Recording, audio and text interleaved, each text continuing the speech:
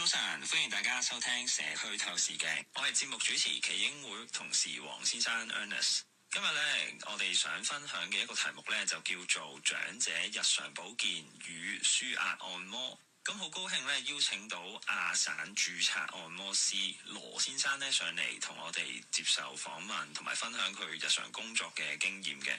羅先生你好。係，大家好。大家可以叫我阿天得噶啦。好，咁阿天，歡迎你上嚟啦。咁另外咧，今日我哋亦都邀請到我哋嘅同事馮先生 Carl 咧一齊做主持嘅。Hello Carl。Hello， 大家好。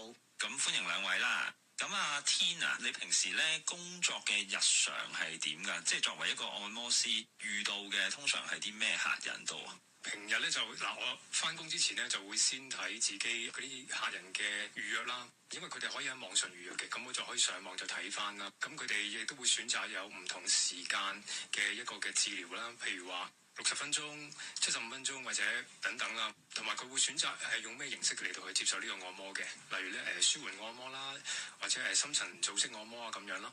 到正式嘅時候啦，客人嚟咗啦，咁我會先了解翻個客人佢所需要嘅地方啦，譬如話我膊頭好痛嘅，咁我會問多少少啦，同埋咧會同佢做一啲評估，譬如話除咗膊頭痛之外咧，條頸會唔會受到影響咧？咁樣就會試下叫佢咧喐下條頸，會唔會有啲嘅阻礙啊等等，大概知道佢嘅情況啦。咁我就心目中就會有一個治療咁樣啦，譬如話我會按佢條頸啦，按佢嘅膊頭啦，按佢嘅腰部啊等等啦，不視乎每個客人佢嘅需要啦。做完一個治療咧，我哋最後咧就會教個客人咧，即係翻到屋企之後咧，可以點樣去做運動嘅，可以保持住佢身體嘅狀態咁樣咯。咁至於咧客人方面咧，以在職嘅人士咧係個人數都比較多，咁長者比較少啦。其實係咁樣嘅，我本身咧就響一啲診所度掛牌嘅。喺診所掛牌咧，嗰啲客人咧就會係在職人士比較多啦。咁另外我有到會嘅，即係話會孭埋嗰個按摩床咧，就上去嗰個客人嘅屋企啊。客人咧就會係以老人家咧為多咁樣嘅。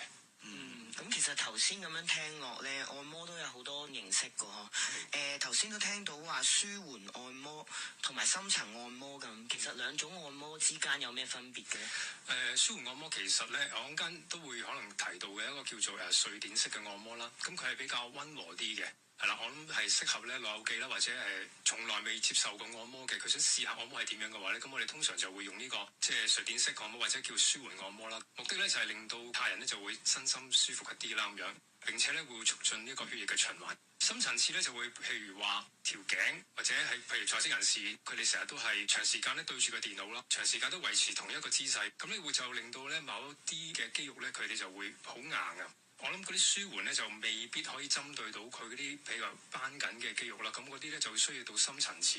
簡單啲嚟講咧，就會我哋會大力啲嘅，用嘅手法亦都會唔同，咁啊主要係咁樣咯。喺你嘅工作入邊咧，你見到最多嘅痛症係啲咩？我諗兩種啦，啱啱所講，譬如在職人士，啱啱就係話佢長時間對住電腦咁樣，好多時咧都會有頸筋膊痛嘅問題啦。譬如話佢哋坐嘅時候，個頭咧就不經不覺咧，佢會向前傾啦；坐嘅時候咧又坐得唔直啦，攣住條腰啦咁樣，咁所以佢哋會有比較多頸筋膊痛嘅問題啦。咁至於老友記咧，我面對比較多嘅個案咧，就係點樣咧？佢哋嘅隻腳咧就冇力啊！都冇辦法啦，因為年紀大咗，肌肉會流失啦。咁但係佢哋仍然係有活動嘅能力，但係咧可能又要用一啲輔助佢行路嘅用具啊，咁樣就會令到佢嘅腳其實不經不覺咧係用少咗力。咁加埋佢本身即係肌肉流失嘅問題啦，所以令到佢哋嘅雙腳咧都係會冇力。咁我就會幫佢哋除咗舒緩嗰個腳嘅問題之外咧，亦都會教佢哋點樣去做一啲運動咧，嚟到保持翻佢哋咁樣嘅能力，可以自己繼續盡量唔需要呢啲嘅用具都可以行到路咁樣咯。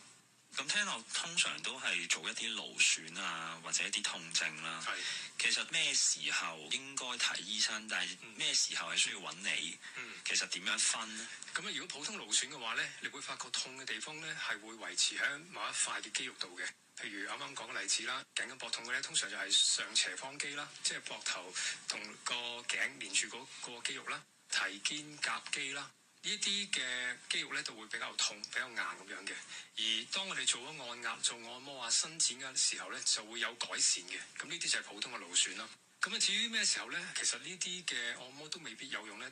例如好急性嘅，譬如扭傷啊、拉傷啊呢啲，跟住另外咧就伴隨住一啲嘅發炎嘅症狀，例如紅啊、腫啊、痛啊、熱啊咁樣咯。咁我哋都唔會按摩嘅。如果我哋遇到呢咁嘅情況，因為越按咧就會嗰個發炎嘅情況咧會更加嚴重嘅，幫唔到嘅。咁咧就另外啦，急性拉傷啊、扭傷，但係咧你會發覺，如果按壓咗嗰啲嘅地方伸展咗或者休息咗，係都冇改善到嘅話咧，咁呢啲情況之下咧就我諗要需要睇醫生啦。咁同埋一個情況就係、你發覺你平日嘅活動咧係受到限制，譬如話，我想舉高隻手，梳頭，梳唔到喎，或者就算你唔喐，身體都會痛嘅，甚至乎係譬如夜晚你會因為咁樣痛醒嘅話咧，咁呢啲咁嘅情況咧，我都建議咧就唔好做按摩啦，就去睇醫生會安全啲咁樣咯。如果有需要嘅話，都真係要去睇翻醫生會比較好啲嘅。係嘅，頭先都講到啦，嗰個上斜方肌係咪？咁好多都市人其實都會有呢啲頸緊膊痛啦，因為而家你知用智能電話。個個都低頭族，就算連長者有部分都會線呢個智能電話嘅習慣啦。咁會唔會都會有呢個科技嘅勞損呢？絕對有嘅，因為咧，我幾個老友記嘅客人啦，佢哋全部咧都係用緊手機啊、平板電腦嘅。冇錯，佢哋長時間用呢啲電子產品咧，的而且確咧會導致啲肌肉啊、關節啊同埋視力咧係受到勞損嘅。咁呢啲就我哋簡單啲嚟講叫做科技勞損。有啲例子嘅，譬如就係話長時間耷低頭睇手機，條頸就會拉緊啦，膊頭即係冇乜點樣活動啊，就會令到個血液循環咧就變差，同埋有酸痛啊咁樣。咁我知道其實好多都市人啦，無論返工又好，睇手機睇得多又好，佢哋肌肉酸痛啊等等，佢哋就會想用按摩嚟放鬆下。咁以為啊，其實按摩就係自己舒服啲啦，然之後享受嗰種放鬆嘅時間。但係其實按摩對於身心健康，其實有咩幫助嘅咧？身心嘅按摩分開就係身體同埋嗰個，我諗係心理咯。身體其實即係除咗個放鬆之外咧，都好明顯。譬如話對呢啲肌肉嘅繃緊啊、肩頸膊痛啊、腰痛啊、關節不適咧，都會有好明顯嘅效果。咁另外咧，按摩咧係會促進到血液循環啦。啱啱即係開頭都提過，血液循環咧就會幫手咧帶走一啲嘅代謝嘅廢物啦。並且咧就會刺激淋巴系統啦，嚟到減少水腫嘅。譬如我見啲老友記咧，好多時嗰個腳腕啊都比較有多即係水腫啊。按摩咧係會幫助嚟到減少水腫嘅情況嘅。至於心方面咧，我哋發現咧，原來按摩咧係可以降低一啲壓力嘅荷爾蒙嘅。同一時間咧，佢會刺激腦部咧分泌一啲嘅幸福激素啦，例如咧血清素啊、多巴胺啊。咁呢一啲嘅幸福激素咧，能夠咧幫助客人咧就係穩定佢嘅情緒啦，同埋提升個快樂感嘅。從而咧幫助咧嚟到去舒緩焦慮啦，同埋抑鬱嘅症狀嘅。阿 Tina，我又想問下呢，我哋知按摩嘅時候，有時啲力度大小都有唔同噶嘛。咁我哋啲老友記，如果有時佢哋未必好受到力嘅情況下啦，咁佢哋又想按摩喎。其實喺按摩入邊有啲乜嘢技巧呢？特別對佢哋係有益嘅呢？同埋同佢哋按摩其實有啲咩好特別需要注意嘅地方呢？我諗都係用翻嗰個瑞典式按摩嚟做例子，因為佢本身就係一個比較輕柔啦、放鬆嘅形式嘅按摩啦，咁係比較適合老友記多啲嘅。咁可以幫助放鬆啦、改善血液循環啊、減壓咁樣啦。咁喺瑞典式按摩入邊咧，有歸類有5種嘅手法。我學嘅係用英文啦，我自己咧就用咗5個單字咧嚟到去形容每一種嘅嗰個嘅手法咁樣嘅。咁啊，希望大家會容易啲明白啦。第一個咧就用拖嘅方法，拖嘅意思係點樣咧？好似手掌咁樣啊，喺你個背脊好長而滑嘅動作，咁咧叫拖，即係輕柔嘅推拿咁樣啦。咁啊，第二個咧就係搓啦，搓係點樣咧？搓麵粉咁樣。咁通常咧，我哋就要用手指啦、手掌啦咁樣咧按壓肌肉，就好似係搓麵粉咁樣搓嘅。咁第三個咧就係捽啦，捽咧就係點樣咧？可能會深入啲嘅。咁所以咧就會用手指啦、手指尖啦、拇指咁樣咧捽嗰啲嘅肌肉。個範圍係好細嘅，但係咧嗰個力度咧會大少少嘅。第四個手法咧就係揼啦。咁我唔知你細個時候有冇試過，即係幫爸爸媽媽啊、爺爺嫲嫲咁樣，成日都話我膊頭好攰啊，幫我揼幾下啦。其實係呢個係其中一個瑞典式按摩嘅手法嚟嘅。咁咧就會用拳頭啦，用呢個手掌手指尾對落嘅嗰個範圍咧，咁咧就會打，通常係打膊頭或者一啲繃緊嘅肌肉啊咁樣啦。咁最尾一個嘅手法咧係震啊，係點樣咧？呢個咧通常咧會用喺個頭度啦，或者用喺個肚度嘅。但係其實呢個好少用嘅，因為咧個按摩師會好攰嘅。係點樣咧？手指放落去，跟住咧就靠隻手咧嚟到震，而震動咧我哋接觸嗰個嘅地方，令到有一個舒緩肌肉嘅作用。至於長者去接受呢一啲嘅按摩嘅時候，需要咩留意咧？就係記得要保持放鬆，就唔好同按摩師鬥力，因為咧一鬥力咧，按摩師如果唔知嘅話咧，我哋可能都有職業病，一摸到啲比較緊嘅肌肉咧，我哋就會比較用力去按啊。咁所以咧，你一鬥力嘅話咧，咁按摩師咧有機會咧係用力不當嘅。咁其實嗰個手法都有好多種啦。對於屋企人嚟講，未必識晒咁多種，同埋佢亦都唔係好知道其實按邊個位係最有用或者最舒服嘅咧。咁如果屋企人真係想幫長者按摩，阿天你有冇一啲小貼士？其實佢可以按係邊個位，或者點樣按會對於長者嚟講係特別好咧？呢個幾好嘅問題。我咧就將出身體啦，唔同嘅部分啦，我都有一個少少嘅例子咧，俾大家做參考啦，睇下可唔可以嘗試咁樣做，幫翻屋企嘅長者嚟到去做呢個按摩啦咁樣。第一個部分咧就頭部啦，頭部通常我哋就會按佢哋嘅頭皮啦，或者太陽穴啦。咁就係點樣咧？用手指尖咧掂住個頭皮或者太陽穴，即係掂住一個嘅位置，跟住咧就打圈。唔需要太耐嘅。如果頭皮嗰個範圍大咧，咁就可以按壓唔同嘅位置啦。咁啊都係維持住喺個頭皮嘅範圍咁樣啦。膊頭啦，咁啱啱講過啦，嗰個揼嗰個方法咧就係啦，用嗰個拳頭啦，或者我哋叫做掌尺側啊，咁咧就拍打呢一個嘅膊頭啦。咁啦，到前臂咯，前臂咧有分兩邊嘅，一邊手背嗰邊啦，一邊咧就係手掌嗰邊啦。咁通常咧，我哋挨緊嘅地方通常都會係手掌嗰邊嘅，因為呢個係我哋平日用嘅肌肉咧，通常都喺呢一度部分嘅。咁咧，我哋就可以點樣咧？捉住長者嘅前臂啦，跟住咧就用拇指咧嚟到去按壓啦。咁咧可以由手踭嗰度慢慢一路壓落去，一路咧就打圈，就咧去到手腕個位置咁樣。咁咧就循環按壓到成個嘅前臂位置。咁啊腰同背啦，呢個都係好多老記即係有問題嘅地方嘅。咁咧老記咧，如果可以嘅話咧，就趴喺度啦。咁唔得嘅話冇問題嘅。叫長者坐喺度都可以嘅，跟住咧我哋咧就可以用呢個手掌就拱起個手背，咁咧叫做我哋用呢個空心掌咧就拍打長者由肩胛骨嗰度咧就拍打去到嗰個腰部嘅，咁樣慢慢打落去。咁咧小腿嘅話咧，我哋可以點樣做咧？我哋先做恭喜發財咁樣啦，就手指扣住啦。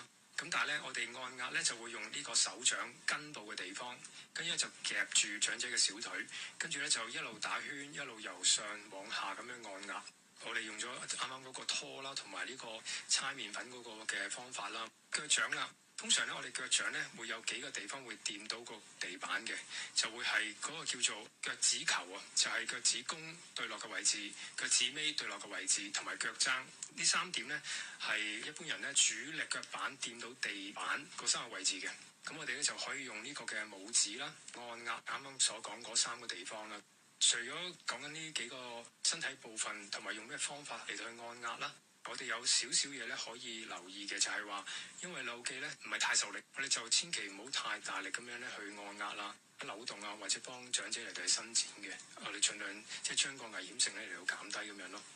天啊，咁如果屋企人佢真係唔係好知啲位置啊，或者唔係好識用力嘅話，其實你係咪都唔太建議佢自己去按揾翻啲專業人士咧？其實家人咧都可以做翻我啱啱所提到嘅，譬如個頭啊、膊頭啊呢啲，即係呢啲係比較容易啲。我哋就算冇讀過按摩啊，都可以做到嘅。咁但係其實長者或者一般人咧，佢哋有時未必係純粹係想放鬆或者點樣嘅。譬如話有啲人係有坐骨神經痛嘅，或者有50肩嘅，即係呢啲比較特別嘅一啲嘅痛咧。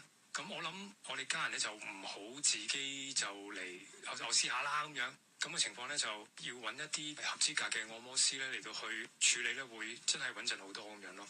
咁亦都擔心話按錯位呢個問題咁樣嘅。如果揾翻合資格嘅按摩師，其實個問題就唔會太大嘅。咁咧到你真係揾按摩師嚟幫手啦。按摩之前咧，要俾按摩師咧了解下你自己身體嘅狀況。譬如話你本身個膊頭咧整親嘅，但係你又唔同按摩師講喎。咁按摩師咪可能唔小心會按到你受傷嘅地方咁樣，會令到你嗰個痛啊或者傷勢咧會加劇啦，就唔係咁妥當啦。咁咧另外咧，我哋按摩咧其實係針對肌肉嘅，唔會話按啲骨頭啊或者按一啲動脈，譬如話膝頭嘅後面啦，或者頸動脈呢啲咧比較脆弱危險嘅地方啦。咁我哋係唔會按到呢啲地方嘅。咁所以如果真係要按一啲特別嘅情況底下咧，我哋都係揾翻啲按摩師咧會就穩陣啲咯，唔好自己亂咁嚟咯。咁仲有啱啱都提過啦，接受按摩嘅時候咧就要保持放鬆啦，就唔好太緊啊，因為咁樣嘅話咧就會令到按摩師咧用力不當啦。按嘅時候咧，如果你發覺有啲唔舒服或者按摩師太大力啦，咁你要即刻通知翻咁樣嘅。仲有一點咧，我要好強調嘅就係、一般人咧唔知點解有咁嘅錯覺，就係覺得按得越痛咧就應該係越好嘅。其實呢個咧係一個錯誤嘅觀念嚟嘅。冇錯，按嘅時候咧，如果按到一啲疼痛嘅地方，你係會痛又會唔舒服嘅。咁但係咪要追求個痛楚越犀利就越好咧？其實唔係嘅，因為咧你覺得好痛嘅話咧，有機會係代表咗按摩師咧用力過度啊。咁咧會令到咧你嘅肌肉咧反而咧係會唔舒服嘅，得唔到嗰個舒緩嘅效果嘅。咁所以大家要留意呢一點咯。咁都真係大家要留意下，唔係話越痛咧就代表係越好嘅。阿天啊，你做咗按摩師咁耐啦，有冇一啲時刻咧令你覺得原來份工咧唔係淨係幫人放鬆嘅喎，原來有啲更深層嘅意義嘅喎？例如係有冇啲特別難忘嘅客人故事可以分享下？其實咧就我發覺咧每個客人咧其實佢自己本身都有一個故事喺背後嘅。咁咧我發覺我幫佢哋按摩嘅時候咧就好似好似同佢哋一齊行佢所經歷嘅嘢啦，感受到佢哋所感受嘅。咁我記得好似有一個嘅女客人啦，言談之間我就知道佢要照顧佢患上癌症嘅丈夫啦，所以咧搞到佢身心都非常之嘅勞累。當佢大診所嘅時候咧，你就咁睇個樣，你都覺得佢係好有壓力咁樣啦，壓到咧成個人都好似完全咧都唔能夠企得直啊，又皺住眉頭喎，問佢嘢咧就會好細聲咁樣答你啦，咁樣好虛弱啦成個人。我話照按啦，咁按完之後咧，我發覺佢個眉頭又放鬆啦，佢又笑翻喎，仲咧握住個手咧同我道謝。其實我又唔係同佢做嗰個啲乜嘢嘅特別嘅按摩，但係佢好似覺得治療嘅過程咧好受益處咁樣啦，令到佢可以唞一啖氣，可以真真正正咁樣咧享受一個舒展咁樣啦。其實我就做一件好簡單嘅事，但係我覺得係做一件非常之有意義嘅事咯。多謝阿天你今日嘅分享，亦都咧俾我哋知道按摩呢個行業日常嘅工作係點啦，同埋咧亦都俾聽眾們咧去了解到一啲長者嘅保健按摩。咁如果長者想放鬆嘅話，屋企人可以試下幫手。咁但係如果長者有一啲比較嚴重嘅痛症咧，都建議即係揾翻專業嘅按摩師去幫手啦。咁今日嘅時間就嚟到呢一度，多謝阿天同埋多謝 Kyle，Thank you，拜拜，拜拜。